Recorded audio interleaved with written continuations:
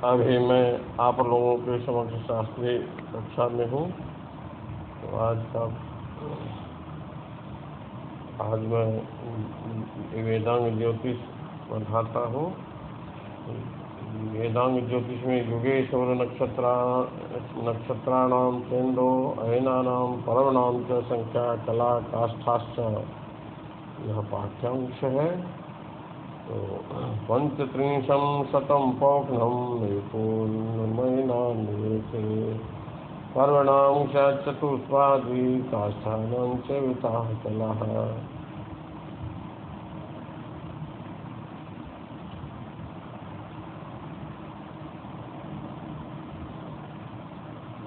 उष्णं 35 शतं ऋषेः एकोनमयनानि पर्वणां चतुष्पदी स्यात्। पर्वणां चतुष्पदी स्यात् काष्ठानां चेविताः कलाः भवन्ति। उष्णम् एकस्मिन् युगे सौरनक्षत्राणि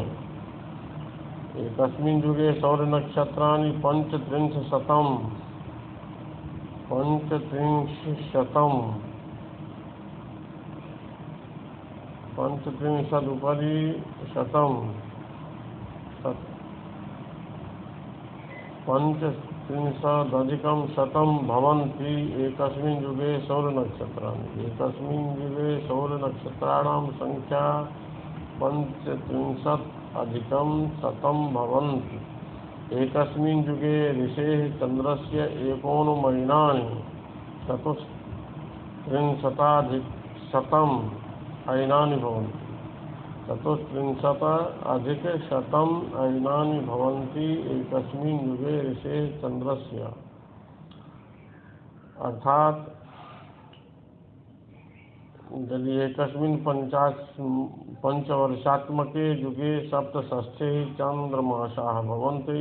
एकस्मिन् नक्षत्रमासे पूर्णनक्षत्रमण्डलं चरन् चन्द्र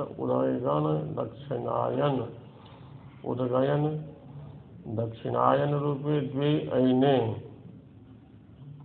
करोति इति। एकस्मिन् युगे पर्वणां 24,000 चन्द्र पर्वाणि भवन्ति। तेषां चतुष्पादी चतुर्थांशो अर्थात 31 पर्वणां पर्वपादः स्यात्। चतुष्पादी तत्पादानां एकस्मिन् युगे 24,000 चान्द्र पर्व संख्या भवन्ति। समाहारः 31 धन 31 धन 31 धन 31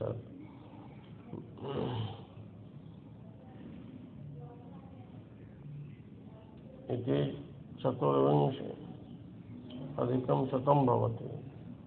चतुष्पादी काष्ठानाम् 1 कला भवति। काष्ठा बराबर 1 कला।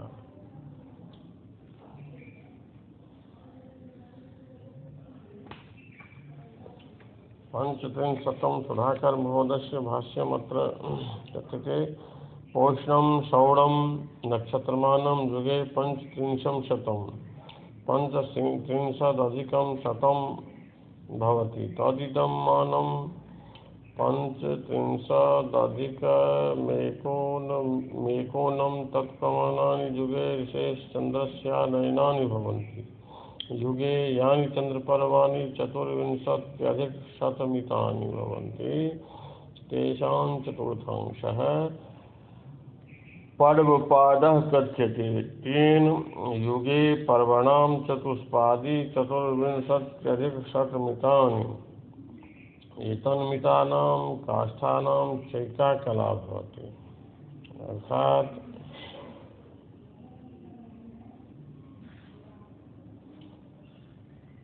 उष्णं 35 शतं 135 सौर नक्षत्र का एक युग होता है। 35 शतं पौष्णम 135 सौर नक्षत्र का एक युग होता है। एक पंचवर्षात्मक युग में 135 सौर नक्षत्र होते हैं। एक युग के सौर नक्षत्र में एक कम करने पर अर्थात 135 घटाओ 1 बराबर 134 चंद्रमा के अयन होते हैं। विशेष एकोनमय नानी, चंद्रमा के एक अयन होते हैं। सौर युग से, सौर नक्षत्र से, युगात्मक सौर नक्षत्र की संख्या से एक संख्या कम चंद्रमा का अयन होता है एक युग में। परिणाम चतुष्पादी, परिणाम चतुष्पादी, एक युग में 67 नक्षत्र मास होते हैं। एक नक्षत्र मास में चंद्रमा के 2 अयन होते हैं और एक युग में 124 चंद्र पर्व होते हैं।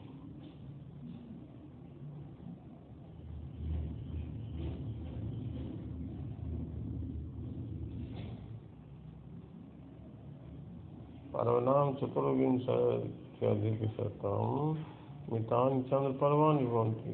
पर्वों, एक युग में चंद्रमा के 124 पर्व होते हैं। पर्वों का चतुर्थांश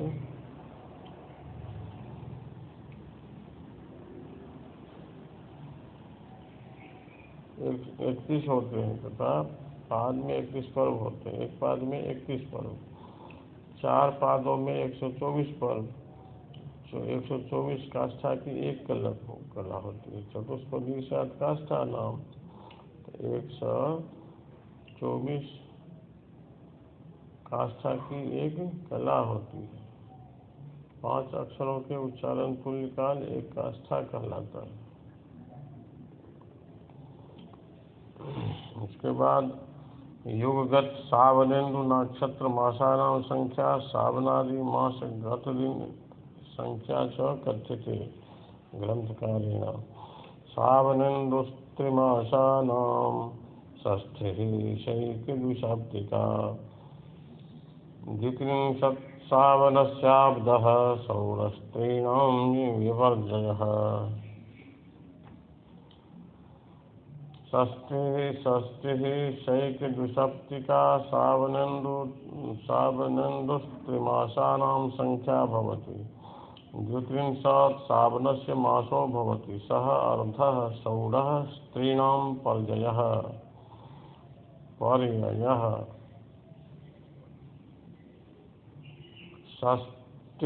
षष्टिसंख्यासु क्रमेण शैकदुसप्तिका एकदुसप्तसहिते सति सावनेन्दुस्त्रिमासानां सावन चांद्र नक्षत्र मासानां संख्या जायन्ते। अर्थात् एकस्मिन् युगे एकषष्ठिः सावनमासाः, द्विषष्ठिः चान्द्रमासाः, सप्तषष्ठिः नक्षत्रमासाः भवन्ति। द्वित्रिंशत् द्यूनां दिवसानां 30 दिनात्मकः सावनमासो, अर्थात् एकस्मिन् सावनमासे 30 दिनानि भवन्ति। सः 30 दिनात्मकः सावनमासः अर्धेन सहितः, अर्थात् सार्धत्रिंशत् दिनानि। सौरमासः सार्धत्रिंशत् दिनात्मकः।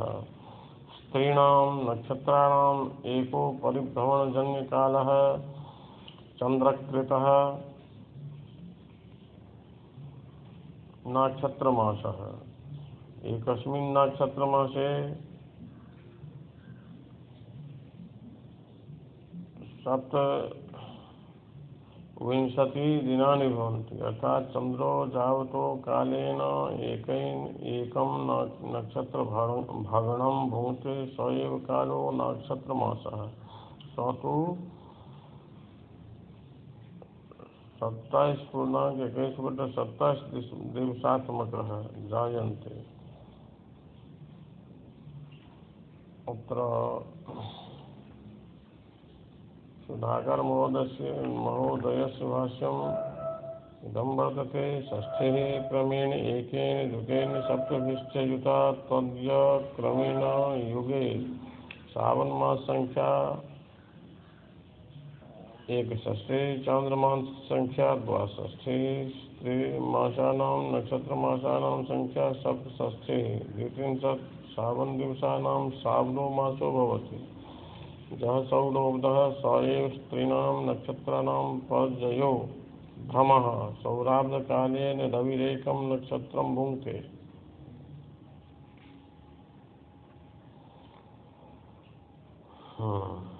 वो कहते हैं कि षष्ठी सैकत द्विसप्तिका 60 में 1, 2 एवं 7 जोड़ने से क्रमशः सावन, चांद्र और नक्षत्र मास होते हैं, अर्थात 61, 62, 67। सावन मास की संख्या 61, चांद्रमास की संख्या 62 और नक्षत्र मास की संख्या 67 होते हैं एक युग में, युगात्मक वर्ष में। 30 सावन दिनों का एक सावन मास होता है, 30.5 सौर दिनों का एक सौर मास होता है और 27.21/67 नक्षत्र दिनों का एक नक्षत्र मास होते हैं। तो इस तरह से एक युग बराबर 1830 सावन दिन, एक युग बराबर 61 सावन मास, 1830/61 सावन युग बराबर 30 सावन दिन, एक सावन मास बराबर 130 सावन दिन, एक युग बराबर 60 सौर मास बराबर 1830/60 बराबर 30 पूर्णांक 1/2 मतलब 30.5 सौर दिन। एक सौर मास बराबर 30.5 सौर दिन, एक युग बराबर 67 नक्षत्र मास, 1830 मतलब 67 नक्षत्र युग बराबर 27.21/67 नक्षत्र दिन, एक नक्षत्र मास बराबर 27.21/67 नक्षत्र दिन। एक चांद्र युग बराबर 62 चांद्र मास, 1830 मतलब 62 चांद्र युग बराबर 29.32/62 चांद्र दिन, एक चांद्र मास बराबर 29.32/62 चांद्र दिन। इस तरह से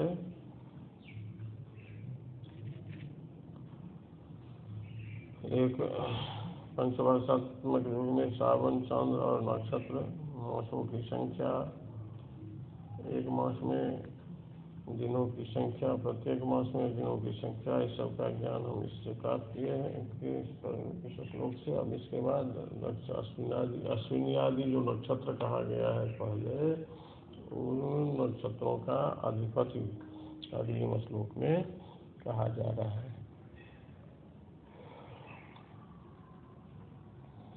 नक्षत्राणाम अधिपतयः अग्निः प्रजापतिः सोमो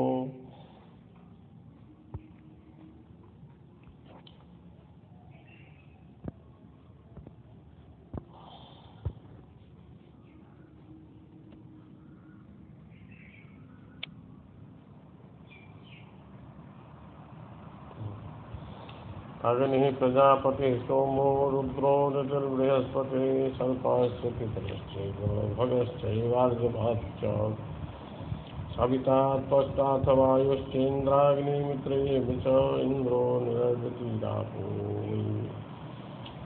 इन्द्रो निरडतिरापो वै विश्वे देवास्तथैव च विष्णुर्वसवो वरुणो एकपाद तथैव च अग्निरुद्रस्तथा पूषा शिनौ यमेव च।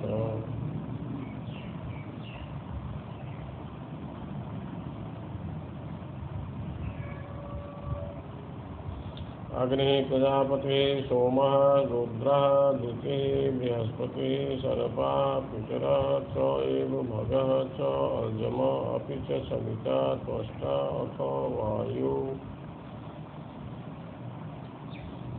इंद्राग्निमित्र एव च इन्द्रः निरृतिः आपः वै विश्वे देवाः तथा ईश्च विष्णुः तथा एव च विष्णुः वसवः वरुणः अजः एकपात् तथा एव च ऐर्गुण्यः तथा पूषा अश्विनौ यम एव च अग्निः अग्निदेवः कृत्तिका नक्षत्रस्य स्वामी वर्तते। प्रजापतिः ब्रह्मा देवताः सोमश्चन्द्रः मृगशीर्षः देवता रुद्रः शिवः आर्द्रायाः पतिः अदितिः जीवानां जननी अर्थात पुनर्वसोऽधिपः बृहस्पतिः पुष्यस्याधिपः सर्पाः नागाः आश्लेषायाः स्वामी पितरः मघानक्षत्रस्य अधिपतिः भगः सूर्यः पूर्वफल्गुनी नक्षत्रस्य ईशः अर्यमा सूर्यः उत्तरफल्गुनी नक्षत्रस्य स्वामी सविता सूर्यः हस्तस्य अधिपतिः त्वष्टा विश्वकर्मा चित्रा नक्षत्रस्य अधीशः अथ अनन्तरं वायुः स्वाति नक्षत्रस्य अधिपः इंद्राग्नि विशाखा नक्षत्रस्य स्वामी मित्रः सूर्यः अनुराधा नक्षत्रेशः इंद्रः देवराजः ज्येष्ठायाः अधिपतिः निरर्दितिः राक्षसः मूलस्य राजा आपः जलं पूर्वाषाढस्य स्याधिपः वै निश्चयेन विश्वे देवाः उत्तराषाढ नक्षत्रस्य अधीशः विष्णुः श्रवणा नक्षत्रस्य अधिपः वसवः अष्टवसवः धनिष्ठा नक्षत्रस्य स्वामी वरुणः जलेशः शतभिषा नक्षत्रस्याधिपः अज एकपाद अजपाद नाम्नः रुद्रः पूर्वभाद्रपद नक्षत्रस्य स्वामी अहिर्बुध्य नाम्नः रुद्रः उत्तरभाद्रपद नक्षत्रस्य अधिपः पूषा रविः रेवती नक्षत्रस्य स्वामी अश्विनी कुमारो अश्विनी नक्षत्रस्य अधिपः यमः अंतकः वर्णी नक्षत्रस्य स्वामी विद्यते।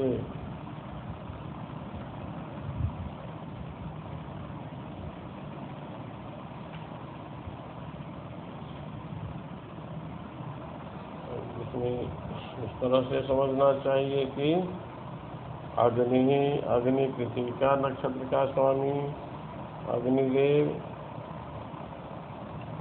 ब्रह्मा रोहिणी नक्षत्र का स्वामी चंद्रमा मृगशा नक्षत्र का स्वामी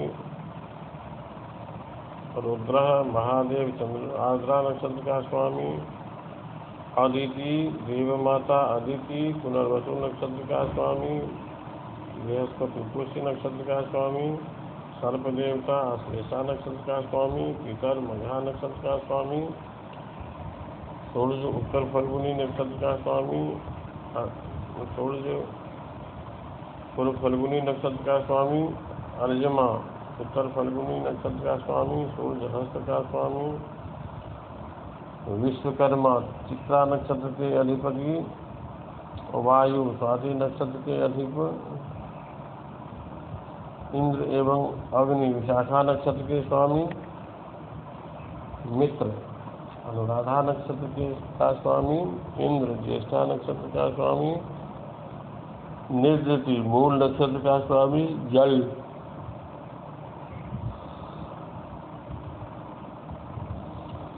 उत्तराषाढ़ जल पूर्वाषाढ़ नक्षत्र का स्वामी विश्वेदेव उत्तराषाढ़ नक्षत्र का स्वामी विष्णु श्रवणा नक्षत्र का स्वामी वसु धनिष्ठा नक्षत्र का स्वामी वरुण शतभिषा नक्षत्र का स्वामी अहिर्बुध्य पूर्व भाद्रपद नक्षत्र का स्वामी पूषा रेवती नक्षत्र का स्वामी अश्विनी कुमार अश्विनी नक्षत्र का स्वामी एवं यमराज भरणी नक्षत्र के स्वामी हो गए। इस तरह से नक्षत्रों के स्वामी का ज्ञान इन श्लोकों से मुझे प्राप्त हुआ। अब मैं आगे बढ़ रहा हूँ।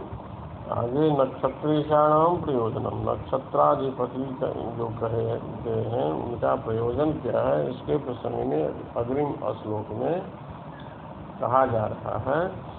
नक्षत्र देवता एताभिर्यज्ञ कर्मणि यजमानस्य शास्त्रज्ञैर्नाम नक्षत्रजं स्मृतम्। एताः नक्षत्र देवता एताभिः यज्ञ कर्मणि शास्त्रज्ञैः यजमानस्य नक्षत्रजं नाम स्मृतम्। शास्त्रज्ञैर्देवभिर्यज्ञ कर्मणि यजमानस्य नक्षत्रजं नाम कथितम्। दशमिन् नक्षत्रे यजमानस्य जन्म तद्देवता बोधकं यजमानस्य जन्मनाम तन्नक्षत्रजं नाम इति। सम्प्रति दैवज्ञैर्नक्षत्राणां चत्वारः पादाः क्रियन्ते। यस्मिन् पादे जातस्य जन्म भवति तत्पाद बोधकाक्षरादिकं नाम जन्मनाम च कथ्यते। एतासां प्रयोजनं यस्मात् शास्त्रज्ञैस्तन्त्रकारे बहुवचनां सुप्तवाचकैर्यजमाननाम्नीति द्वितीयं नाम नक्षत्रजं स्मृतमुदाहृतं यज्ञकर्मणि तस्मादेता उदाहृताः।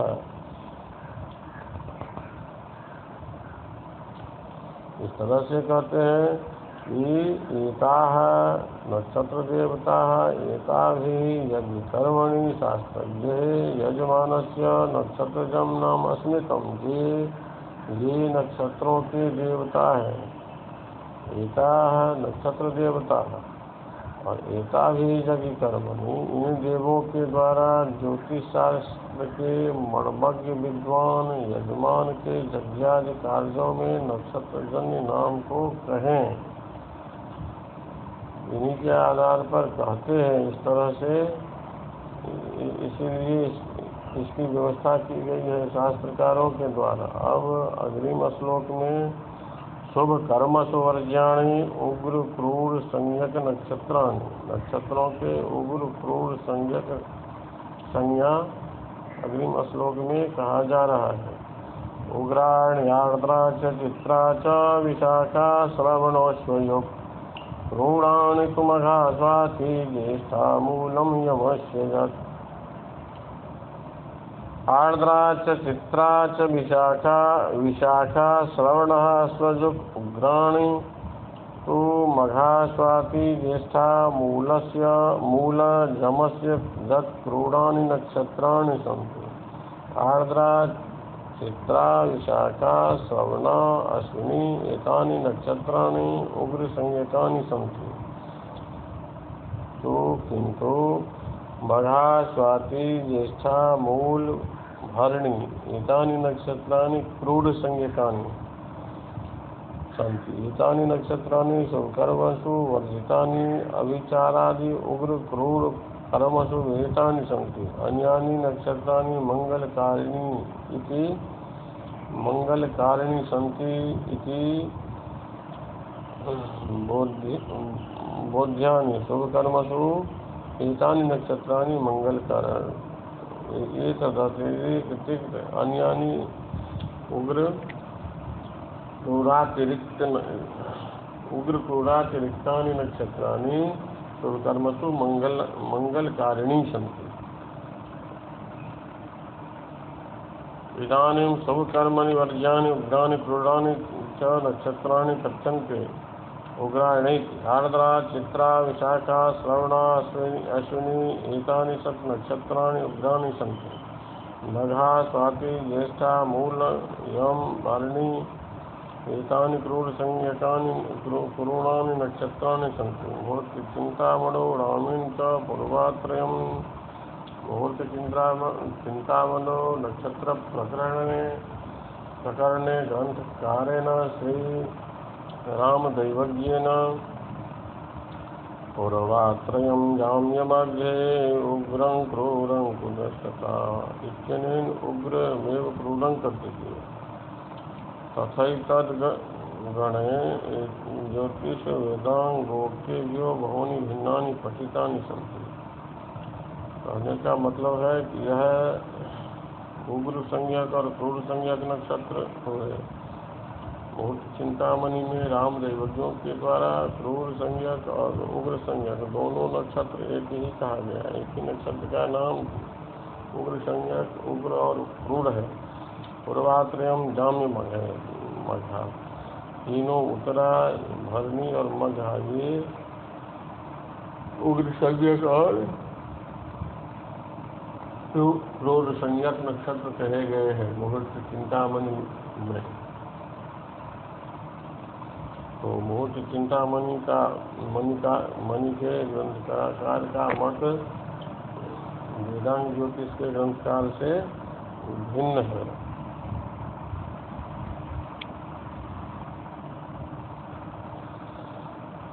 अब इसके बाद अधिमासोप जन्म कारणम, अधिमास का कारण अगले श्लोक में बताए जा रहे हैं।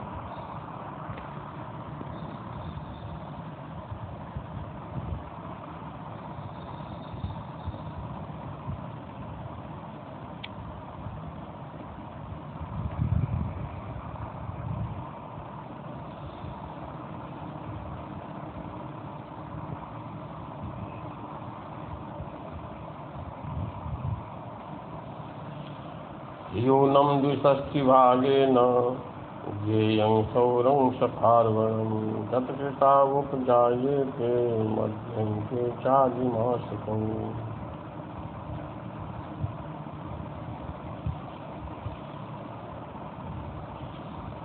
सपार्वणं सौरं द्विषष्टिभागेन ह्यूनं ज्ञेयं गतकृतो मध्ये अन्ते च अधिमासको उपजायेते।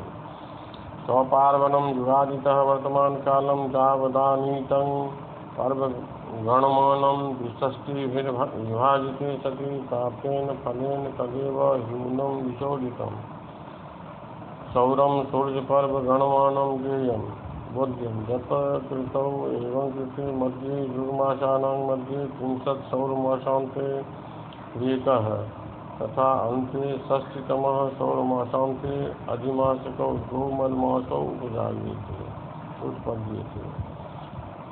अत्र सुधाकर महोदयस्य मतम्, अत्र सुधाकर महोदयस्य व्याख्या इदं वर्तते। इदानीं चन्द्रपर्वगणात् सूर्यपर्वगणसाधनम् आह ह्यूनम् इति। सपार्वणं युगादेः वर्तमान पर्यन्तं पर्वगणमानं तच्च द्विषष्टिभागेन ह्यूनं कार्यम्। तद्विगुणं द्विषष्ट्या भक्तं फलेन तदेवूनं कर्तव्यम् इत्यर्थः। एवं यच्छेषं तत् सौरं पर्वगणमानं स्यात् यं सा कृतिः प्रकारो दत्कृतौ च युगमासानां मध्ये 30 सौरमासान्ते एकः तथान्ते षष्टि सौरमासान्ते चान्य इत्यादिमासौ द्वौ उपजायेते उत्पद्येते। बात कहने का मतलब है कि सपार्वणं सौरं द्विषष्टिभागेन ह्यूनं ज्ञेयम्। युगादि से वर्तमान काल पर्यंत अनित पर्वों के मान को 62 भागों 62 से विभाजित कर लब्ध को पर्वगणमान में घटाने से जो शेष प्राप्त होता है वह सौर पर्वमान समझा जाए। सौर दिन से तिथि छोटी होने के कारण गतकृतो मध्ये अन्ते च अधिमास को उपजायेते।